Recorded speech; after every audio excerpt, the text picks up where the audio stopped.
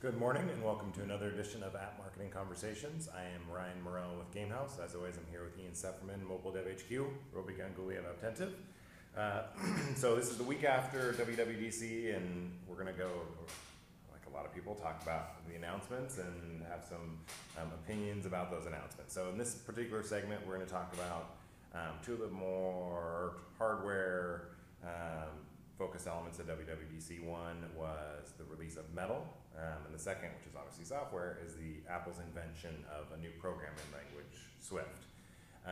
So why don't we start with Swift and Ian, because I think you maybe have an opinion. And so why don't you tell us what it is and what you think about it? Yeah, sure. So I mean, I haven't read too technically about it, but it's essentially a new programming language that will replace or augment Objective-C for native Mac iOS apps. That does bring it relatively more modern. In my opinion, it's kind of completely worthless. Right? Like, there's been a lot of fanfare about it. Most of that fanfare has been by the already Mac Apple fanboys. To me, I still don't understand what is the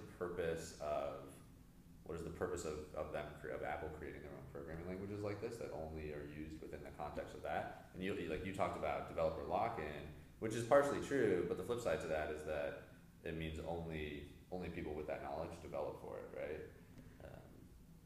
So I'm pretty pessimistic on it, but that's me. Okay. So you were at WWDC. So what do you think about the release of Swift, and what was the general developer reaction there? So the first thing I thought was, holy cow, they created an entire programming language, and it took them apparently like 4 to 5 years, and nobody knew. Yeah. So that's amazing. The lack of leaking on that one was awesome. That's incredible, right? Like, that's a big undertaking for a long period of time, and nobody knew. And inside of Apple, if you weren't working on it, you didn't know. So I thought that was really amazing. Second thing was, a bunch of developers at first were like, oh, crap. Like, there was definitely a collective, we're going to have to do a lot more work, right?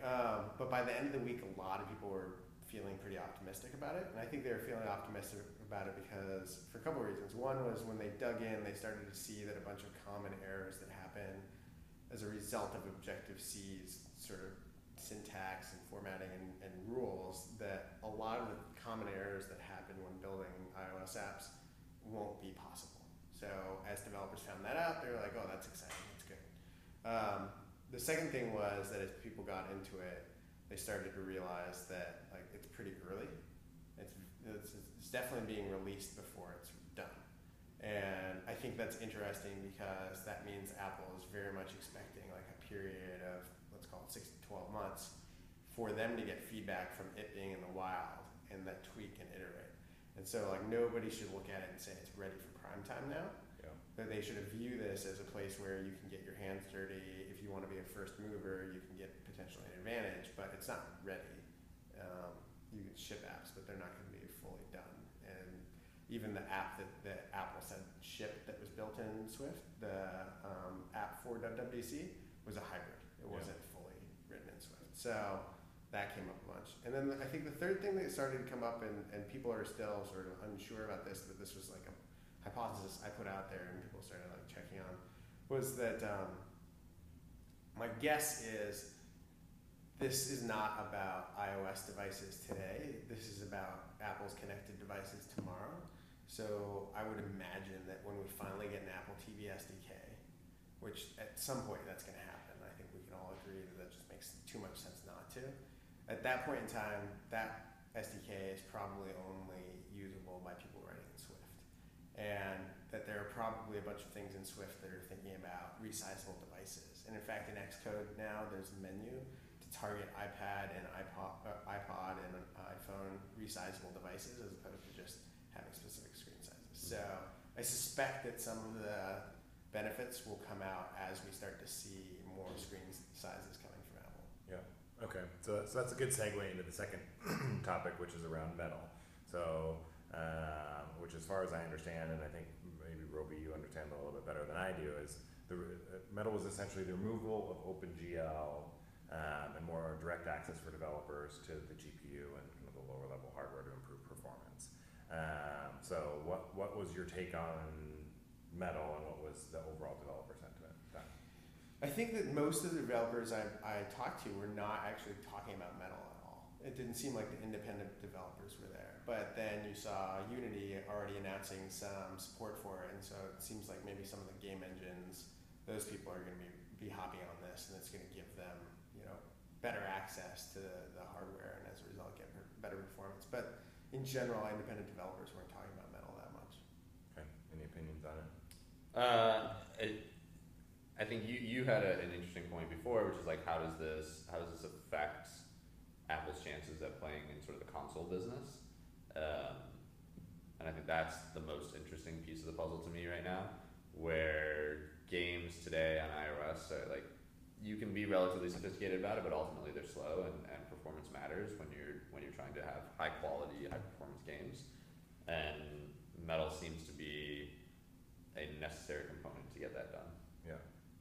Yeah. My view is that there's probably a much larger. Well, the console market is big. There might be a larger market for casual, medium core games on television, powered by an iPhone and an Apple TV, so to speak. Yeah. Which, if you combine those two things, maybe you're spending $200 to $300 on versus a $700 console and $70 games. Like, it's pretty interesting. So, if you're an app marketer, my view would be that there's not a whole lot of takeaway from the release of Swift and Metal. Maybe you guys have a different opinion, but app developers for sure have different. Yeah, I think it's different for the developer versus the marketer. Yeah. For the developer, I think there's a ton that you got to go start digging into and seeing if there's real use cases for you. Okay. I think if you're trying to get that extra edge, and you have the resources, you start having people developing Swift and playing with Metal early, so that you can go to Apple and say, hey, we have one of the earlier games. Yeah, that's a really good point. Yeah, I think if that's what, like, if you look at it this way, you have resources and you're trying to get an edge, you go after this early, because Apple will be looking for people to champion around this, sometime in October. Yeah, totally.